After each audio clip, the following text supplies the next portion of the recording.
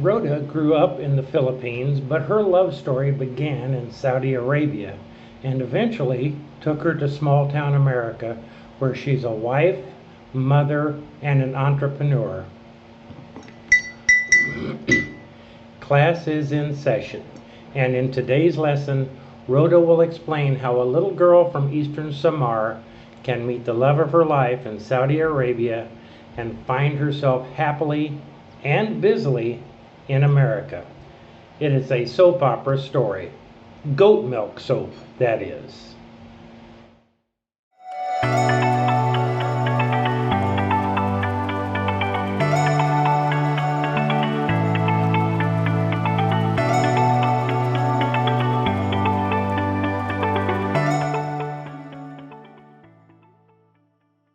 All right.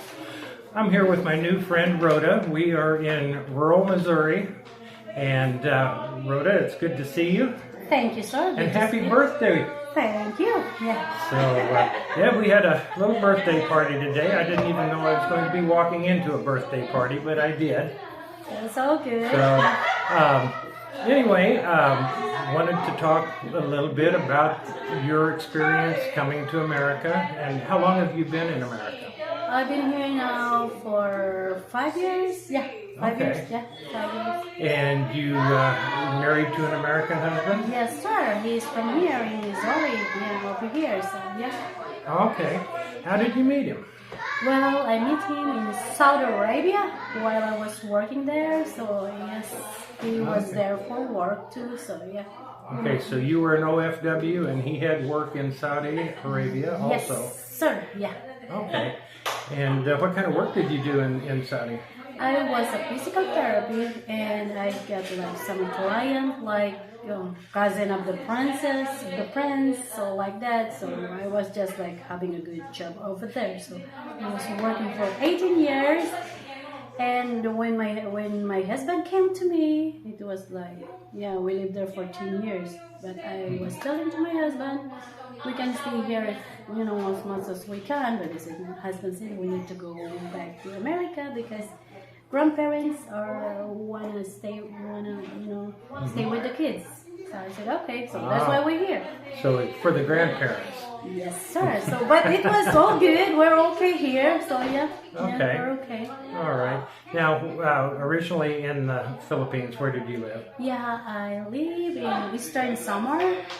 So yeah, it's all island over there, ocean. So very simple life. The provincial life, would you say? Province life? Province life, yeah. Okay.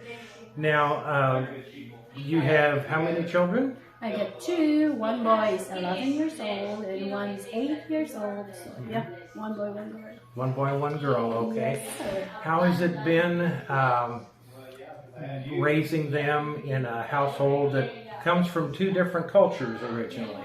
Yeah, it's kind of like, but yes, husband said, you need to learn from my mama heritage from Philippines. You need to learn because if you go to Philippines, at least you can learn how to speak with them. So I'm trying to speak them as much as I can, like, from Philippines, language. So yeah, they can understand. It's just that they cannot. What is this? But they know how to speak Filipino. They are learning that. They are learning, but 100% American. So yeah, they're all good. But I'm teaching them. You really never had an online relationship so much with him? No, I just meet him in a birthday party with his co-worker, and the wife is my friend. So yeah. All right. Okay, so after you met your husband and he brings you to the U.S., what was your first impression of the United States? I said, big, very nice. Because when I got to here in America, I think in Chicago, I'm like, oh wow, this is my dream. Everybody, have a dream to come here in the U.S. I'm like, I can't believe this. I am here in America. So yeah. Okay. Did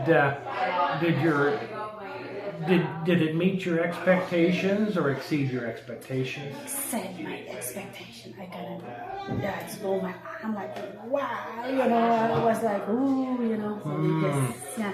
Okay. What's been your favorite thing about living in America? Living in America, it's all freedom here, so you can do whatever you want. So I'm like, oh yes, I like it here. So yeah. Okay.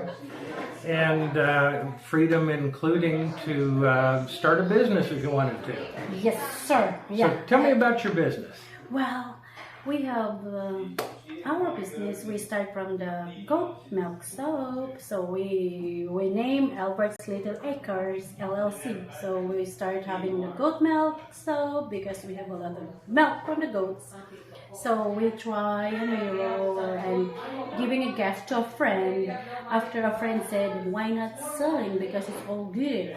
So we try until it makes perfect, close to perfect. So yeah, until now we're making it. So people are online. They're asking, and from California, Texas, Florida, all over. So we can send them by shipping. So yeah, they like it. And then husband like to woodwork. So he's making some furniture, table, chairs, whatever. So yeah. That's called diversification. Yes, sir. Yes. Yeah. Okay. What's surprised you most about your American experience? Surprise me here. I'll just I can see all the time I said freedom. It's all freedom here. I mean here you can do whatever you want as long as it's it's right. I mean yeah. I'm so thankful that I have my green card, so I'm just not afraid about doing something. So yeah, okay, just freedom. All right. And now you've been here a few years now. Has homesickness ever crept in? Not at all. Yeah, first month, second month, third month, 1 year, 2 years, it's just like yesterday. I'm like, it's just like yesterday. Time is so fast. So, busy after having the house, renovating the house, driving the kids to school, taking care of the husband, and I have my online job back to Saudi Arabia. So it's all like, time is just like, where is my time? So, Yes, yeah. Now, a lot of my viewers are American men who are interested in the Philippines, in large part interested in Filipinas. So what would you say to my viewers out there as far as what's the guidebook in to get a Filipina interested in you, to have a successful relationship and possibly get married someday? Yeah, I can see they will be, good if they can have a Filipina because I believe I'm from Philippines and most of my friends over here that they are from Philippines, like all the men, American men, like their wife as a Filipino's wife because first we take care of them, give them food as much as we can, like breakfast if they are going to work, you need to give them some breakfast, have them ready their clothes before go work. And then bring them some lunch pack, and before coming home, make sure they have food to eat for supper.